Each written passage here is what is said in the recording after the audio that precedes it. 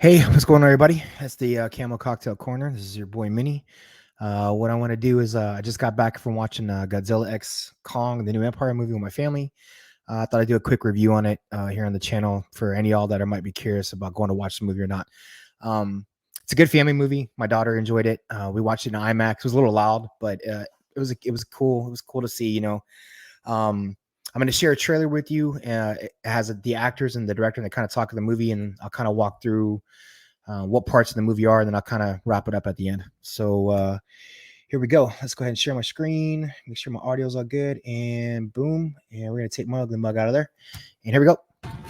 I wanted to make a thrill ride like you've never seen before. Okay, so what you see there, that red monkey or red gorilla or Kong or whatever you want to call it, that's the big bad in the movie. That Godzilla and Kong end up actually having a fight. This yellow thing that you see on his arm is actually like a robot arm that he got. In the movie, he gets injured. No lie, he gets injured. But he's got that. So I'll kind of go into that in a little bit. It's like getting on that roller coaster and you get the front. So Brian plays the same character he did last movie. In this movie, the doctor comes to him because her daughter, the one that's the indigenous tribe young lady that doesn't speak, she only knows sign language, is having all these thoughts in her head and these sightings in her head that she can see some. And the doctor can't, or the mother, aka the doctor, can't figure out what it is. So she goes to Bernie, the character Bernie in the movie, and says, "Hey, I need your help." And he's funny, he's witty, he's got little jokes, he's kind of like the comedic role in the movie. But he decides, yep, I'm gonna go help, and they go back, and the movie kind of continues. Let's go. Wait.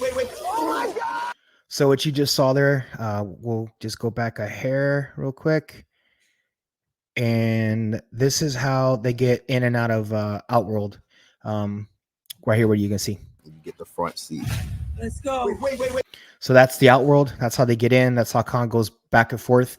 So movie starts. He's roaming the underworld. He's trying to look for other species like him. He doesn't find them. He fights some strange creatures. He kills them. But it shows that he's sick and he's kind of not all there. It shows his tooth. He's got like a rotten tooth or like a really bad infection. So he jumps up through this portal right here. And the doctor and the whole crew that worked that see that he's got a bad tooth. They knock him out. They change his tooth, no lie, with a big steel one. The little girl kind of talks to him like, "Hey, you need rest," and he jumps back in and goes back down to the underworld. Oh my God.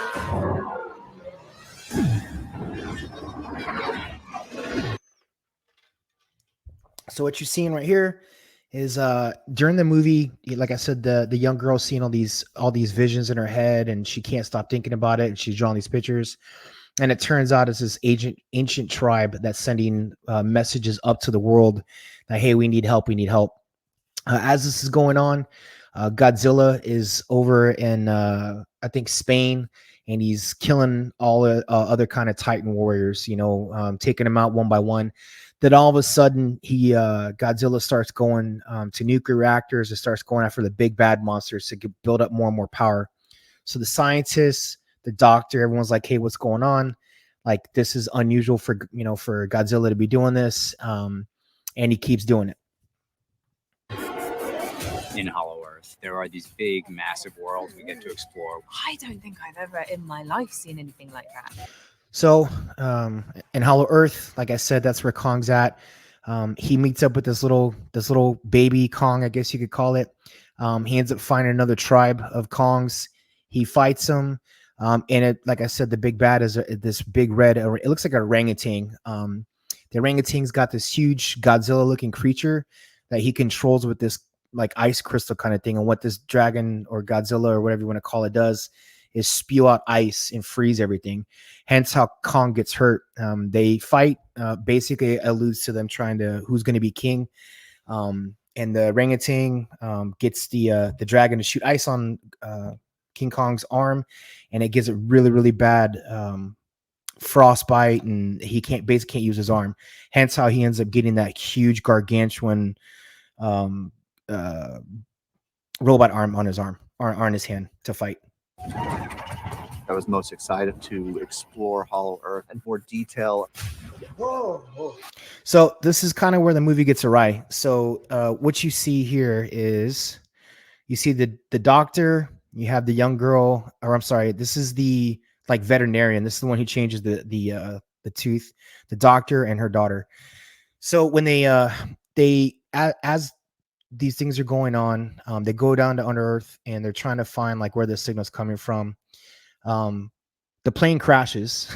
The plane crashes. They get out and they have an armed guard with them, and they're going through the forest. And this huge thing just eats the guard, like just swallows them whole, drops the weapon. Now these characters don't react. They're not like, oh my god, scared, screaming, running for their lives. The girl's not traumatized at all. Like, yep, he got eaten. Let's continue on. So they move on. Some of the problem with the movie, everything happens one after another, after another, after another. It's not hard. They've crashed. They're exploring in the forest. They meet up with the indigenous people, and then all of a sudden, this vet right here gets the ship again and flies around and goes and gets this arm to put on King Kong's arm hand, and just a lot of stuff happens right in line. So it's okay. It's a little goofy, but it is what it is. It's all bets are off. No way. In this film, So right here, I will tell you some of the CGI in the movie is really, really bad. It looked like the very old Godzilla back in the day. I even looked to my wife and I was like, is it me or does Godzilla look really weird? Like it just looks weird. Like it doesn't like it was definitely, I'm not a movie person, or I'm not I don't know graphics and stuff, but it was definitely obvious that the CGI was not up to par. Definitely, I don't think is as good as the last Godzilla Kong movie. Godzilla and Kong have to work together against a greater threat. So this is the big bad. Like I said, it looks like, I think it's an orangutan the way its arms are, but he's the big bad. He's ruling the underworld. And later in the movie, when they meet the indigenous people, the doctor can read their writing, and I guess this Kong wanted to take over the whole Earth, and the Titans actually locked him away in under or Hollow Earth. This is the team up. Kong can't stop this on his own. He won't be alone. So yep, like you think Kong cannot beat the big bad by himself. They show it's because the big bad's got, like I said, the ice dragon, or ice Godzilla. I'm not really sure what it is, but it definitely, he can't beat him by himself. And he knows that he's got to get Godzilla to help him. Now you see Godzilla's pink. This is from all the power that Godzilla's been absorbing.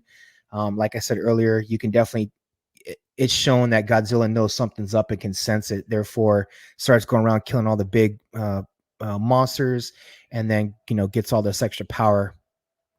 It's meant to be seen in the theater on the biggest screen possible with a group of cheering. This is Little Kong. Just so you know, yes, there is a Little Kong who does have a role in the movie. Actually helps the big bad Kong out to defeat the big bad guy. So it was kind of funny, People. It's all been leading to this. Just get ready. So here we go. This is the coup d'etat. This is the ending. And as you can see, Godzilla's actually going to Kong's going to actually grab onto Godzilla, and no shit, charge against the big bad, and they work together to go beat him up. It's funny. It's a little over the top, but again, it's a Godzilla Kong movie. What can you expect? You get what you expect, or you get what you go. You come for.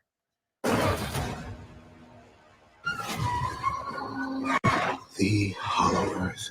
A world untouched by mankind.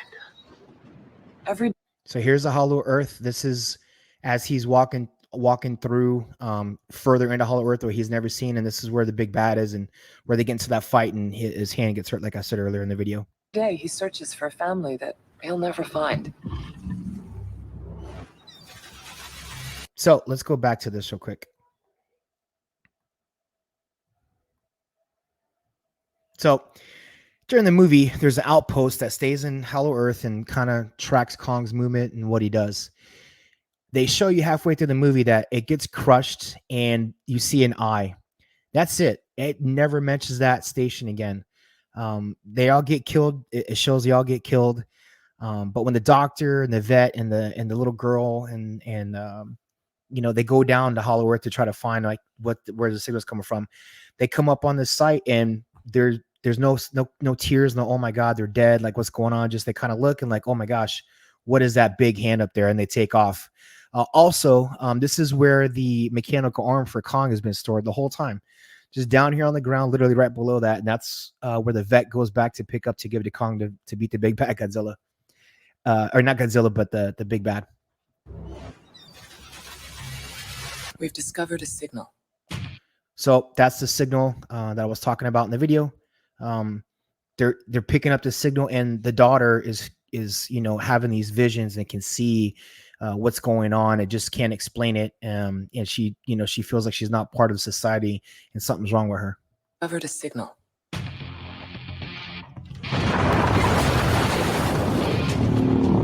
If Godzilla's on the move, he's So again, like last movie, Godzilla's on the move everywhere. They track his movements. They try to clear out where they can.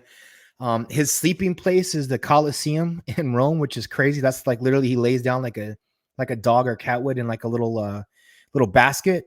Kind of weird. Kind of I don't know. It's Godzilla. I thought he'd be underwater sleeping, but this is that's part of the movie that they're showing. senses a threat coming.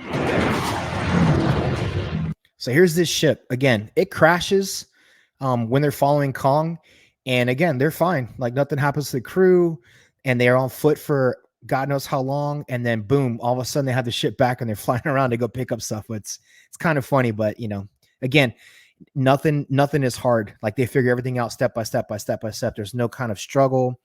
There's not a big dialogue between the characters in the movie. It's very, very fast, very, very quick.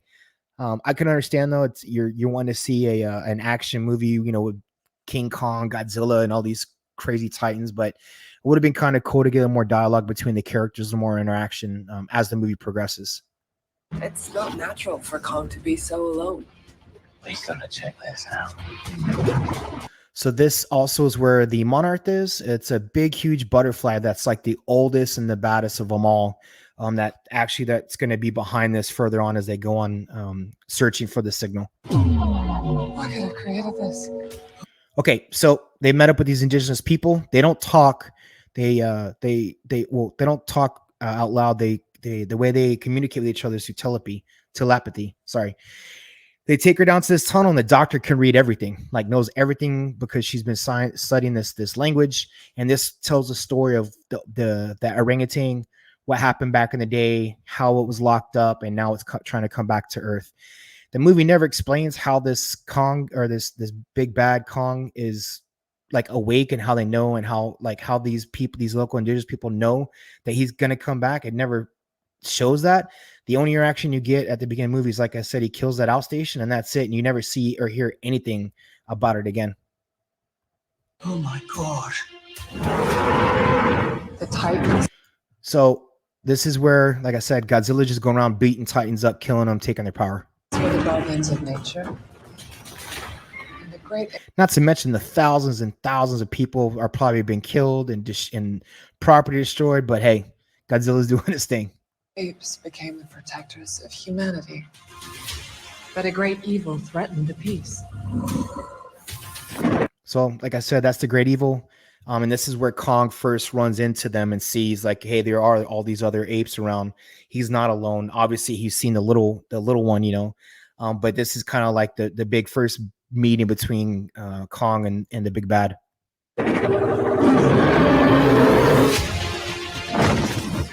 This is something that So this is where the big bad is breaking through that wall. Like I said, that's kind of like protector where the monarch is. And this is also where you're going to see Kong and Godzilla, come through to fight together. we have never encountered. Kong can't stop this on his own. He won't be alone. So again, they keep saying Kong can't beat him on his own. And again, Kong just knows this. He does communicate with the little girl, and she kind of tells him like, hey, you can't do this alone. You need help. So this is kind of how it goes.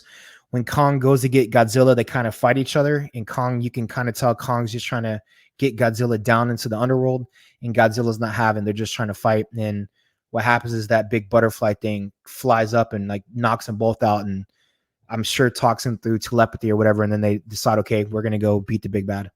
That's a suicide mission. It's not just a signal. So those are the local people that you saw.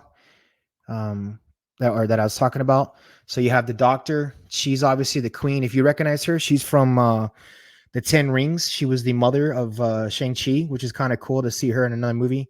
But like I said, they don't talk at all. There's zero speaking from them. All they do is they talk through telepathy. It's the signal. And of course, the little girl is the key to everything, to contact the monarch, and help and defeat the big bad. That's a call for war.